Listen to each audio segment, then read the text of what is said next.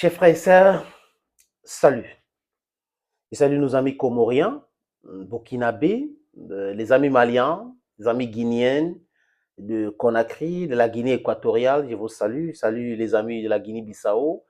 Je salue nos amis de la Gambie, de la Zambie, de la Namibie, our friends of Zimbabwe, our friends of South Africa, Algeria, Morocco, Tunisia, Libya, from Ethiopia, we are greeting you. Somali, we are greeting you. Kenyans, we are saluting you. Tanzanians, I say hello to you. Angolans, Mozambicans, I'm greeting you. Our friends from Nigeria, we are greeting you. Les amis du Gabon, je vous salue aussi. Je salue les amis du Congo, Brazzaville, Congo-Kinshasa, RDC, je vous salue les amis. Les amis du Rwanda, hello to you who are listening out there in Rwanda. From Burundi, we're greeting you. The people who are watching these videos in Liberia and Sierra Leone, we are saluting you also. Mauritania, we're thinking of you in Mauritania, we're watching the video in Sudan, in South Sudan, in Chad, in the Central African Republic. On vous salue les amis. Je sais que j'ai certainement oublié d'autres pays comme le Cap-Vert. Je ne peux pas citer du coup tous les pays africains, mais nous sommes un pays continent et dans les années à venir, vous allez voir, les amis, tous les différents pays que j'ai cités là seront les États dans le grand Afrique, les États-Unis d'Afrique. C'est comme ça, c'est ce que nous devrons faire pour la protection de notre Afrique, pour le développement de notre continent. Et nous devons nous protéger parce que sans la sécurité, nous ne pouvons pas nous développer. Parce que vous savez, en face, les gens sont là pour nous déstabiliser, pour nous maintenir dans la pauvreté abjecte.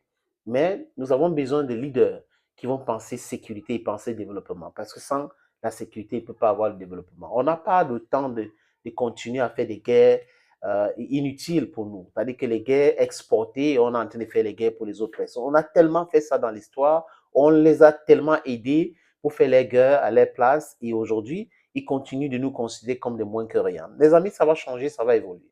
Et aujourd'hui, dans le monde, il y a des pays qui se protègent contre ces hégémonies américaines, contre cette barbarie américaine, contre ces barbaries otaniennes. Et on peut citer l'exemple de l'Iran, de la Corée du Nord. On peut citer des pays comme ça qui sont en train de se protéger par l'aide de la Russie aujourd'hui, qui a compris qu'il faut avoir les alliés. Regardez ce qui se passe dans le monde aujourd'hui. Cette alliance russo-indo-chinoise, c'est une alliance vraiment puissante qui est en train d'effrayer les gens. On est en train de parler de milliards, près de 3 milliards de personnes dans le monde qui sont dans un bloc.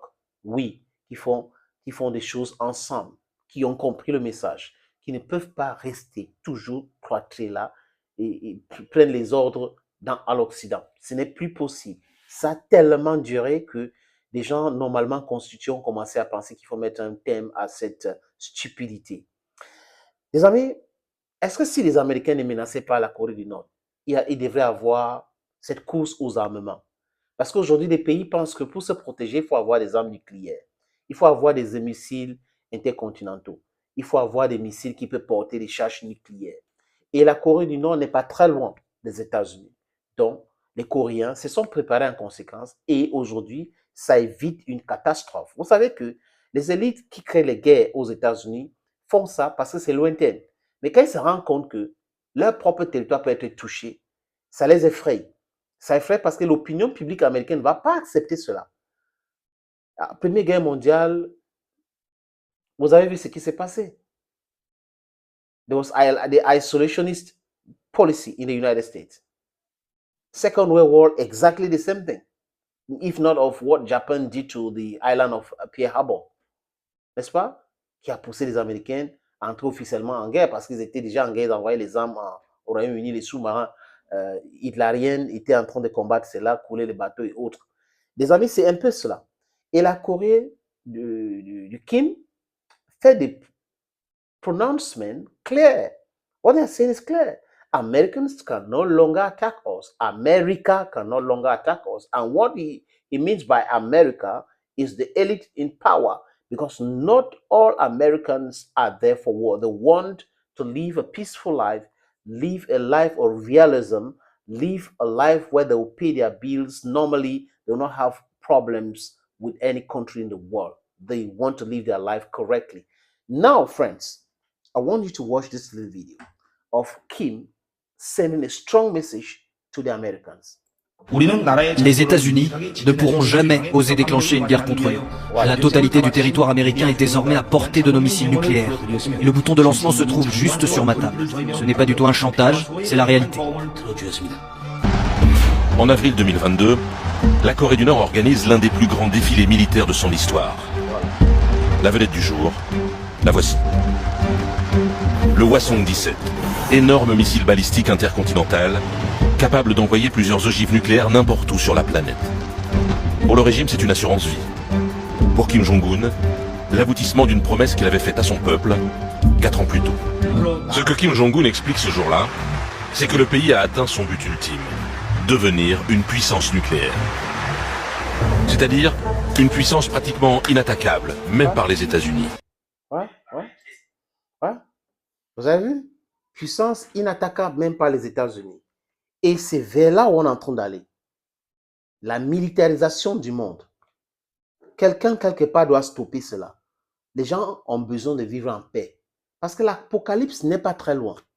L'apocalypse n'est pas très loin. Vous ne pouvez pas vous permettre d'avoir les armes nucléaires, d'avoir les armes de destruction massive, mentir sur la présence des armes de destruction massive, des destructions massives dans d'autres pays comme l'Irak, détruire ce pays, voler même les lingots d'or, casser les banques centrales, partir avec l'argent, aller en Afghanistan, faire la promotion de la drogue au lieu de construire le pays et fuir en plein vol, lâcher les Afghans en plein vol contre les talibans que vous êtes venus combattre, négocier même avec eux à un moment donné et continuer de penser que les gens sont amnésiques. Nous comprenons ce qui se passe et nous ne sommes pas d'accord. Nous pouvons vivre en paix ensemble.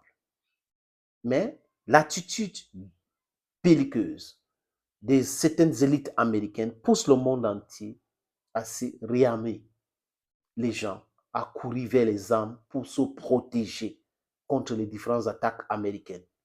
Écoutez l'autre jour, Julius Malema. What did he say? He said in Botswana, there is an American base there. So if Americans want to launch a war against South Africa, they don't need to take arms from anywhere, only in Botswana. Comprenez cela. Les bases américaines font quoi en Afrique? Les bases françaises font quoi en Afrique? Est-ce que ce pays peut accepter que les Africains construisent des bases militaires africaines dans leur pays? Ces leaders qui acceptent ces différentes bases-là, c'est sur la base de quoi? Qu'est-ce qui les anime? On leur propose quoi? Tout, c'est l'argent. Quand vous partez, est-ce que vous partez avec cet argent-là? C'est la cupidité humaine qui pousse les gens à accepter des non-sens pareils. Chers amis, chers frères, c'est un immense plaisir de savoir que vous regardez les vidéos sur notre plateforme. Merci encore. 1000 fois merci. Bye bye for now.